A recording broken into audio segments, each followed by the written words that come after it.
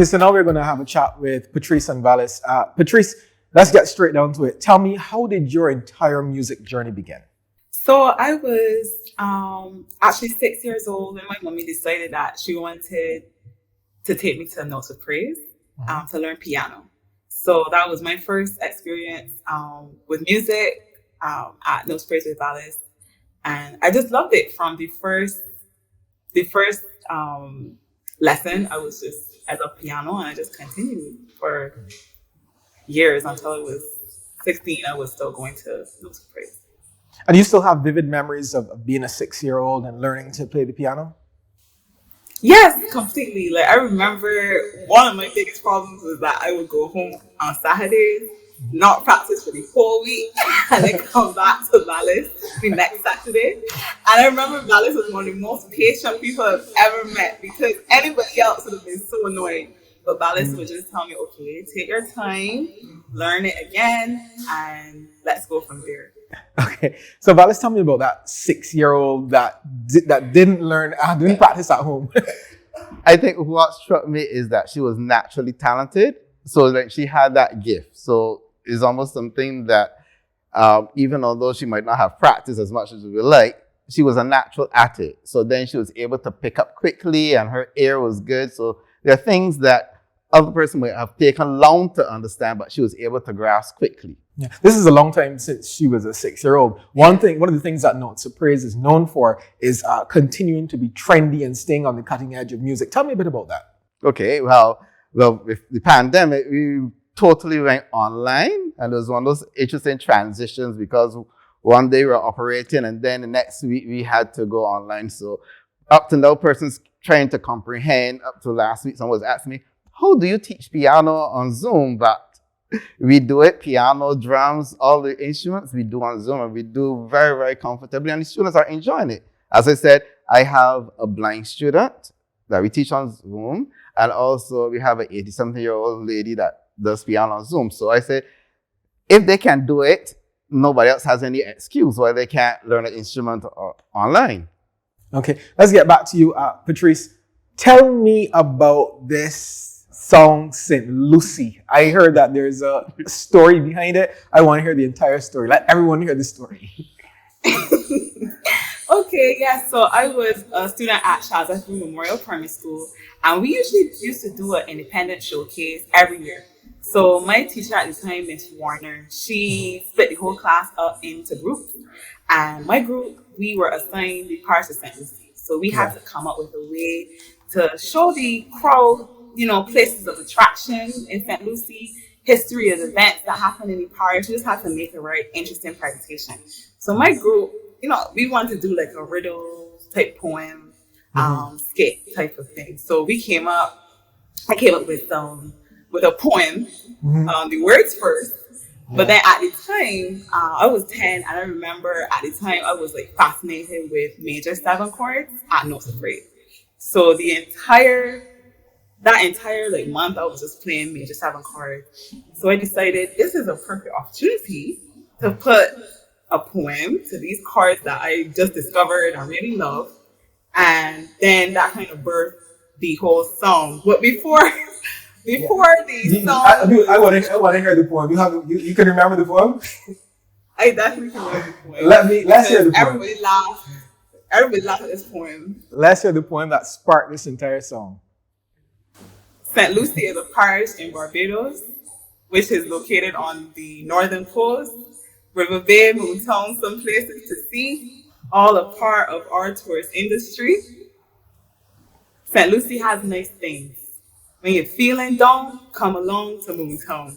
When you need a nice day, go and stay in River Bay.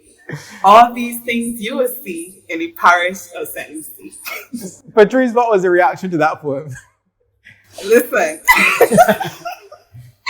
Everybody laughed. Everybody down from my mommy, my daddy, my brother.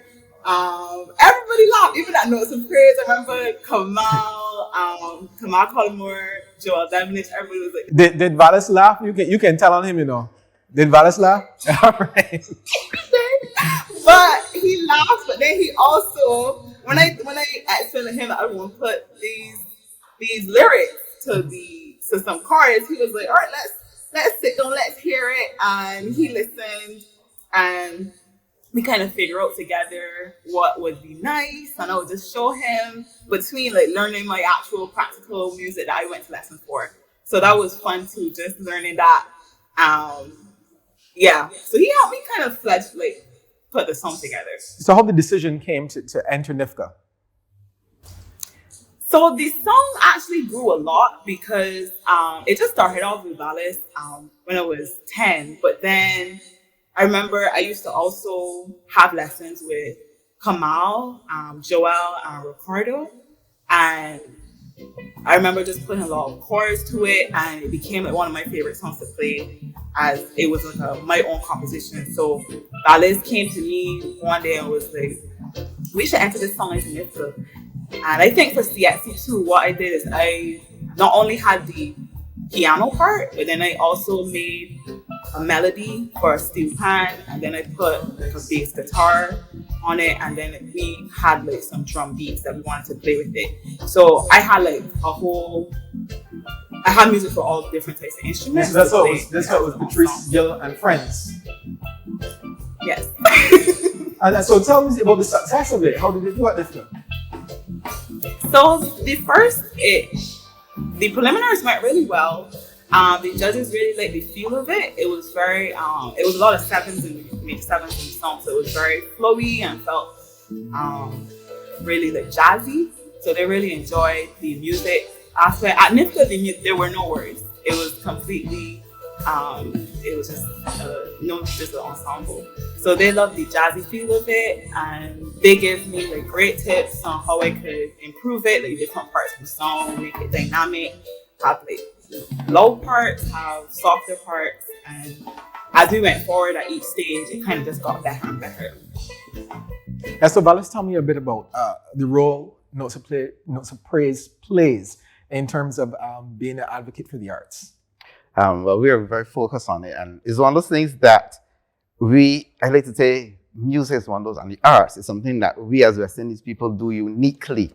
And it's something that I think we have that competitive edge. So I like to see music being pushed and the arts being pushed, because that's something that we can complete easily on a global level. So I don't necessarily only say as I said, the non-musical benefit of playing a musical instrument, but also using it to push your music out to other persons who like our music. Yeah. So just as Notes of Praise stays on the cutting edge of everything, so do we. The National Culture Foundation does, and we're speaking to Patrice. You're actually on Zoom right now. Tell us where you are right now, what you're doing, and what is your music career led you right now, your journey? Yeah. So right now I'm in Atlanta. I'm a student at Georgia Tech. I study biomedical engineering and computer science. Wow. My ideal trajectory would to be doing bioinformatics, which is like a blending of computer science for healthcare applications. Recently, I've been working at Facebook as a software engineer intern, but I plan to have a more healthcare application instead of just social media application. Music in general, I think, really developed me in terms of my career, because I remember music taught me discipline, because I had to be able to practice, meet deadlines for showcases, meet deadlines for exams. Also helped me socially, because there were a lot of students at Notes of Praise that I would interact with, and it just helped me prepare. And there's also a lot of research behind the link between music and STEM. So I do think that, because I like STEM a lot and I also like music, so it makes sense for me. But I think there's a clear link that researchers have discovered. So I definitely do think that music helped me develop my career. Nice. I was nodding my head at a lot of the terms you were calling, but I didn't know what you were talking about a lot of the time. So let's get back to the performance. Patrice Gill and friends that made that memorable performance at NIFCA. Where are the friends now? What are they doing? Yeah, so Sharon Gittins she's studying psychology in Canada. And Joshua Small, he was on the drums. I think he's at JetBlue right now. and Shamar was on bass. Any advice do you have for young people like yourself that will be watching this interview and saying, I want to do what she did. I want to be able to marry my music and my academia. Can you set them on a path, give them the blueprint to what Patrice Gill did? Yeah, I would definitely say don't be scared to tap into your creativity and put your work out there. Because the poem that I made in class 4, age 10 at Child's F Room, I would have never imagined that it would have gone to a stage like NIFCA Gala. And it wouldn't have gone there without me getting help from not only Notes of Praise, but also NIFCA itself. So it's important to just at least take that first step, because most of the time there are people around you that can provide resources and advice to help you perfect or improve your art. And NIFCA is definitely the outlet for that. So take that first step. Don't be scared. Be very receptive to criticism. No matter if you think it might not be coming from a good place, like just be respectful, be receptive, and just be willing to work on your art. Okay. And Vallis, in terms of NIFCA, Notes and Prayers, tell me, what role does NIFCA play in terms of the music development in Barbados? It is a critical area, because I would say that most persons growing up who are in the arts, also one of the avenues for them to really showcase your talent is at NIFCA. And because it gives you that opportunity to go on a big stage with audience, persons will give you help and tips to know how to deal with different areas, to work with the audience and under the pressure of the lights. So it is a good, excellent learning opportunity and a developmental, because then once you go through that area, then when it comes to transferring to other things, even if it's public speaking or those areas, is more or less a lot of the skills that you learn are transferable. So then you'll be able to go in to those areas. So I would just like to at least pull a plug for it. It's here for doing this here. Of course. Abraham's to do it, because I think it is good that we not only showcase our talent, but now where we may not be able to showcase it in the way we want to, but look back at some of the great things that we would have done over the years and reflect and see where it has taken us now. Vallis and Patrice, thank you so much for sharing with us.